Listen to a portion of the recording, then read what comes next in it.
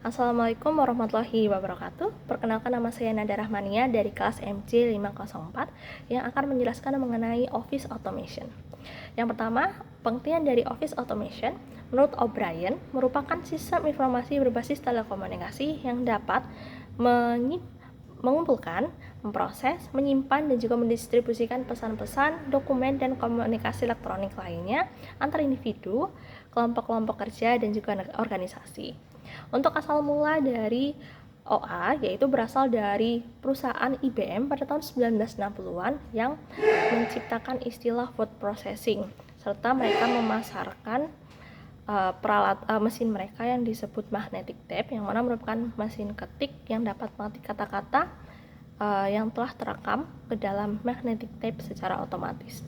Kemudian adapun tujuan dari OA yang pertama untuk meminimalkan biaya, di mana komputer tidak dapat menggantikan manusia, tapi komputer dapat menunda penambahan pegawai akibat penambahan beban kerja, sehingga biaya dapat ditekan.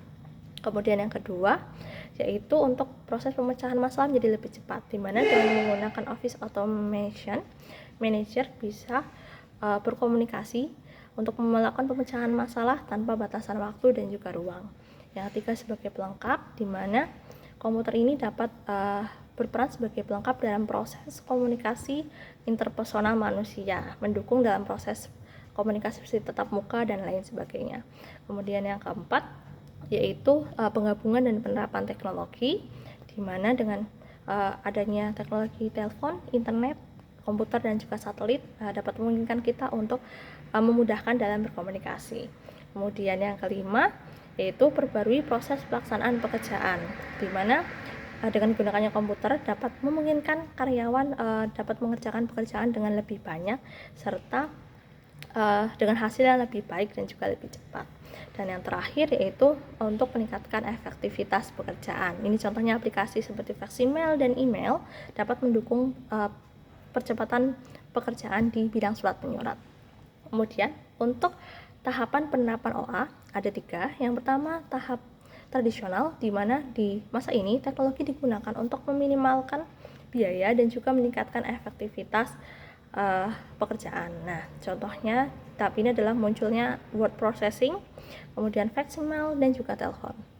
Tahapan yang kedua adalah tahapan transisional, di mana di tahapan ini mulai digunakan pemrosesan data secara elektronik dan juga dibangun aplikasi yang dapat digunakan untuk mengarsipkan, menyimpan, dan juga berkomunikasi berbasis komputer. Nah, pada tahapan ini contoh aplikasi yang muncul adalah pembuatan database seperti Oracle dan juga General Ledger.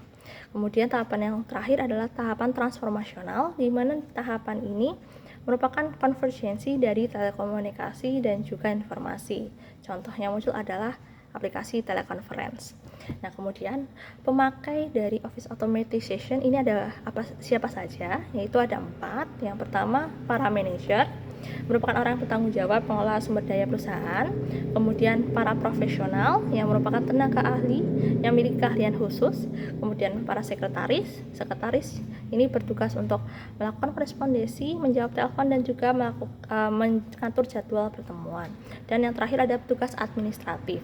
Petugas ini membantu sekretaris seperti mengoperasionalkan mesin fotokopi, mengurus dokumen, dan juga mengirimkan surat.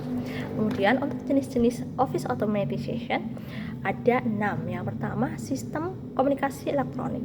Nah, sistem ini merupakan sistem yang dapat memungkinkan kita untuk berkomunikasi atau mengirimkan pesan kepada antar individu, grup kerja, dan juga organisasi. Nah, contoh aplikasi di sistem ini seperti email, voicemail, faxemail, dan juga lain sebagainya. Kemudian ada sistem kolaborasi elektronik. Nah, sistem ini tidak hanya mendukung untuk bertukar pesan, tapi juga dapat menjalankan informasi dan juga pesan secara bersamaan. Nah, contoh aplikasi di sistem ini yaitu merupakan teleconference. Kemudian yang ketiga ada sistem publikasi dan pengolahan image elektronik, di mana sistem ini digunakan untuk mencetak dokumen yang akan dipublikasikan. Nah, aplikasi yang digunakan di sini adalah desktop publishing contohnya. Kemudian yang keempat ada sistem pengolahan kantor yang merupakan sistem yang dapat digunakan karyawan untuk mengorganisasikan aktivitas-aktivitas pekerjaan mereka. Nah, contohnya di sini adalah aplikasinya seperti schedule electronic schedule, dan kalender elektronik, serta ada desktop aksesoris juga.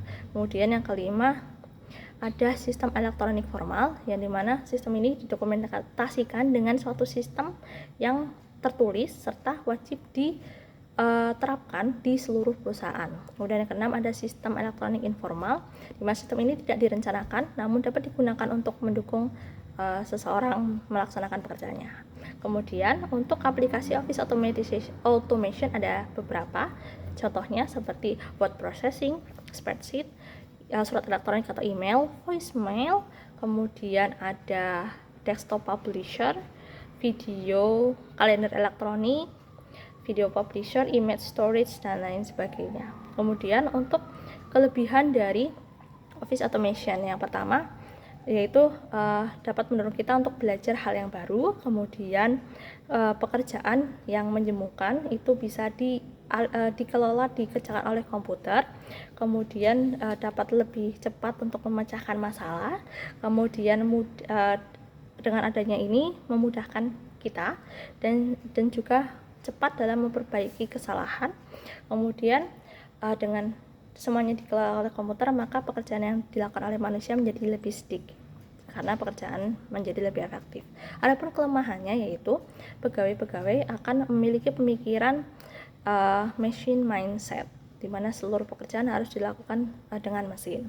Kemudian yang kedua, adanya masalah kesehatan, seperti ketika kita terlalu lama berada di depan komputer, maka masalah kesehatan dari melihat layar dan lain sebagainya. Kemudian yaitu apabila Office Automation ini dilaksanakan, terdapat waktu dari perubahan sistem manual ke sistem elektronik, sehingga pada penerapannya dapat menciptakan kegelisahan dari para karyawan. Sekian penjelasan dari saya. Terima kasih. Wassalamualaikum warahmatullahi wabarakatuh.